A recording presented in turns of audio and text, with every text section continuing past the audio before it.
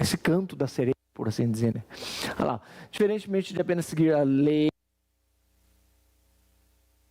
princípios e ações, a gente falou sobre isso já. Vamos lá. E aí? Integridade está na nova lei de licitações? Na 8666 já adianto que não, mas na 14133 tem.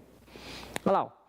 Previsão na 14133, dentre outros dispositivos, tem mais, a gente vai abordar aqui, mas o primeiro que a gente vai colocar é o parágrafo 4º do artigo 25, ó. Ele voa a integridade de boa prática para requisito jurídico estrutural. Porque assim, o que era integridade? Boa prática. Faz que é bom, bacana, tal. Mas não tinha nada impondo. Agora, por exemplo, com base no 24, parágrafo 4º, é obrigatório quando for obra de grande vulto. Tudo bem que município pequeno, eventualmente, não vai fazer uma obra de grande vulto, mas pode vir a exigir também. Tá? Olha lá, ó.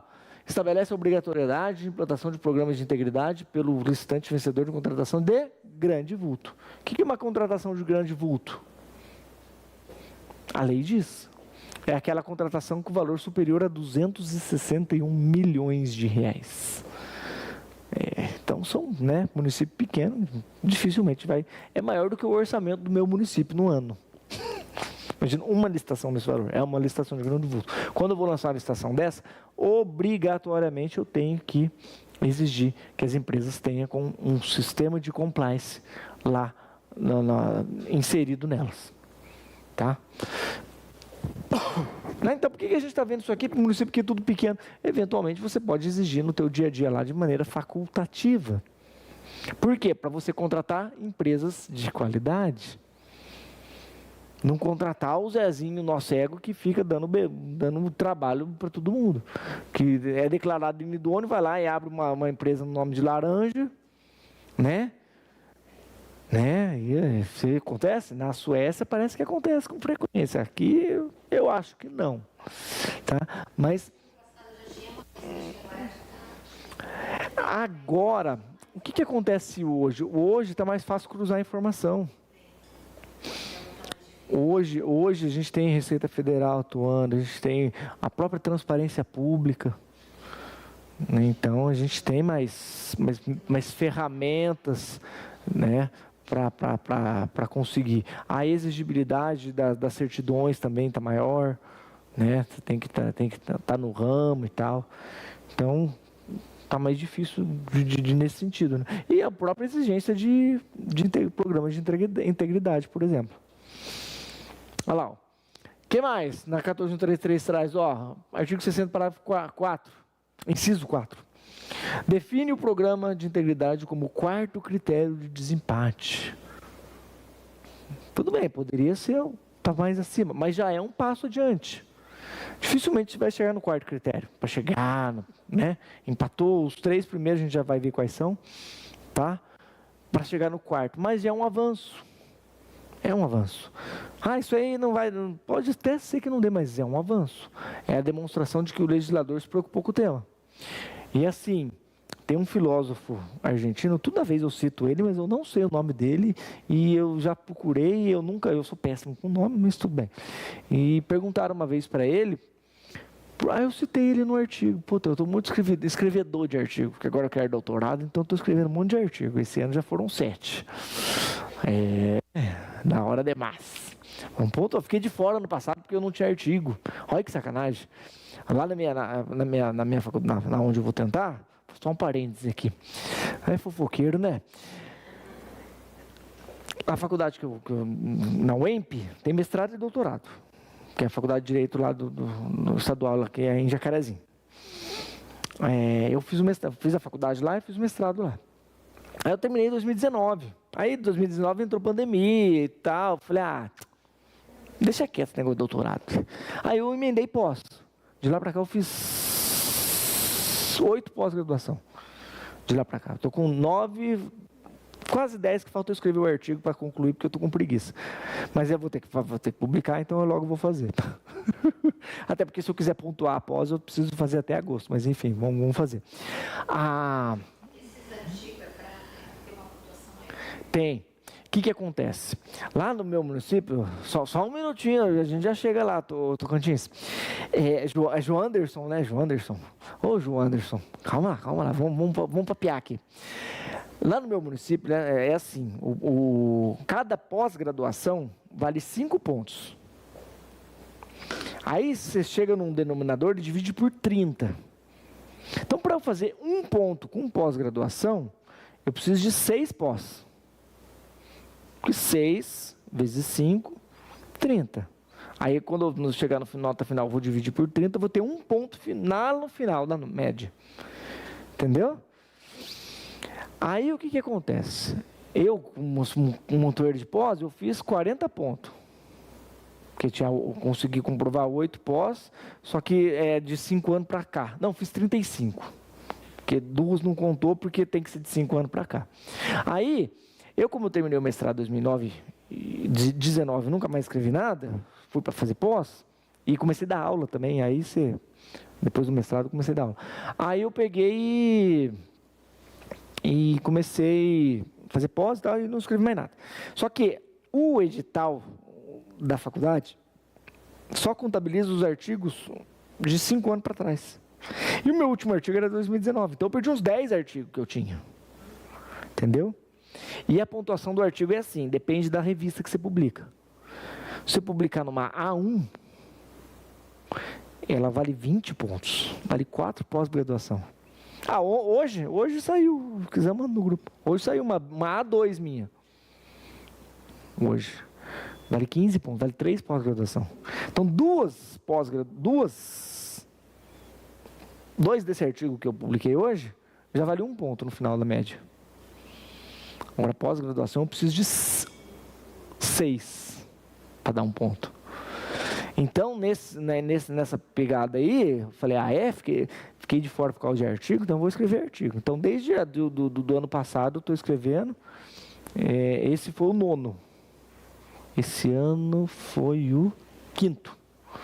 5º, 9º para pontuar, porque aí eu quero ver. Se eu tivesse a pontuação de hoje, eu tinha passado.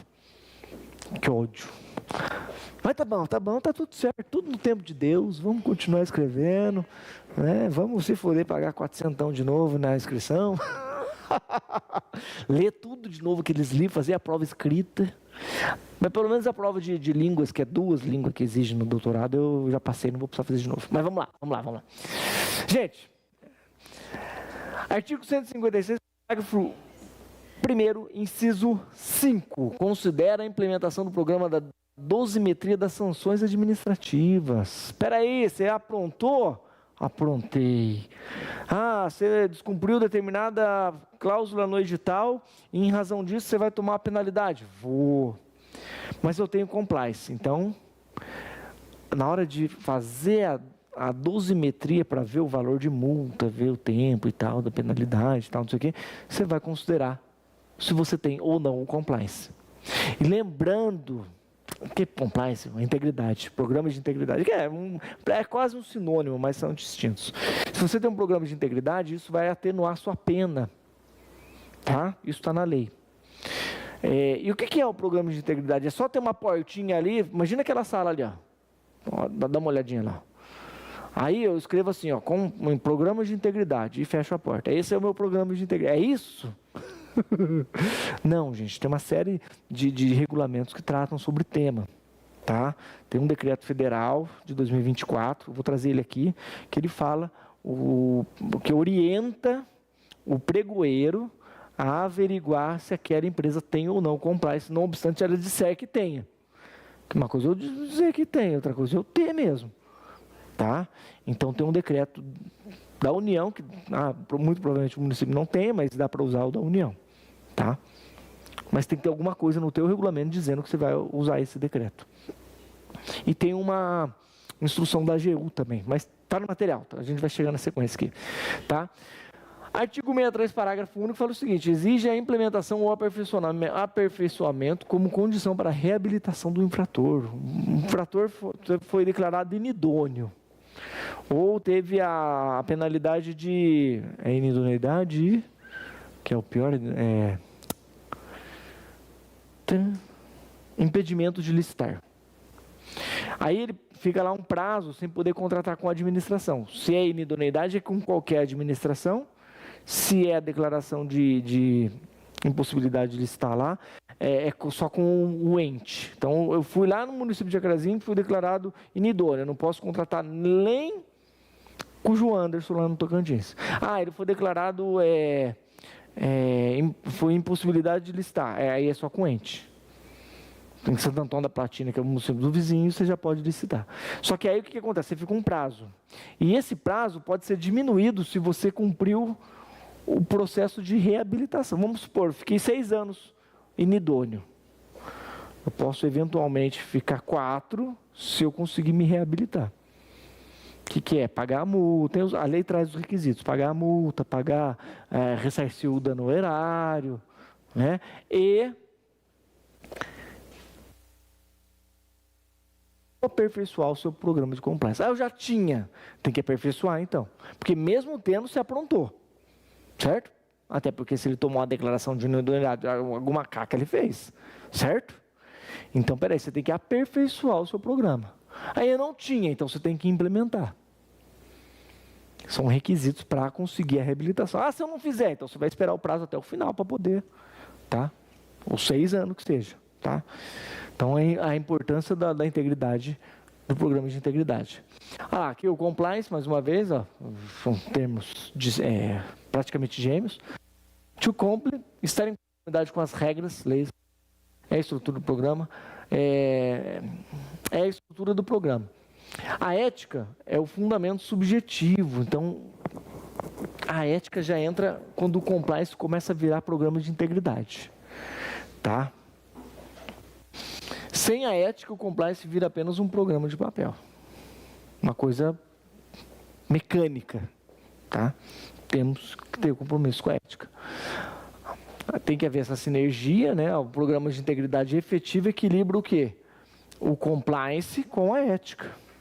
Então, o que é o compliance? Nada mais. O que é o programa de integridade? É a junção da ética, os valores éticos, com o compliance. Olha lá. E qual que é a relação? O que a lei de anticorrupção tem a ver com isso? Gente, a lei de anticorrupção, ela veio antes da 14133. E lembra do Museu de Grandes Novidades? Ela influenciou a 14133. A lei anticorrupções, ela veio para penalizar aquelas empresas que praticam atos de corrupção. Tem alguma coisa a ver com a administração? Não, é a empresa que é penalizada. Quando apronta com a administração, mas o penalizado em si não é o cidadão, não é o servidor público, mas a empresa. Olha lá, Lei 12.846 introduziu a responsabilidade objetiva administrativa e a civil das pessoas jurídicas. Olha lá, o programa de improbidade da 14133 bebe diretamente nessa fonte. Por quê? Veja bem, o que diz o artigo 7º, inciso 8 da Lei Anticorrupção? Serão levados em consideração na aplicação da sanção, isso aqui é a existência de mecanismos e procedimentos internos. Em 2021, a nova lei de licitações inventou a roda. Olha, na hora de aplicar a sanção na pessoa que aprontar com a administração, nós vamos levar em consideração se ele tem programa de integridade. Percebe que é cópia? Né?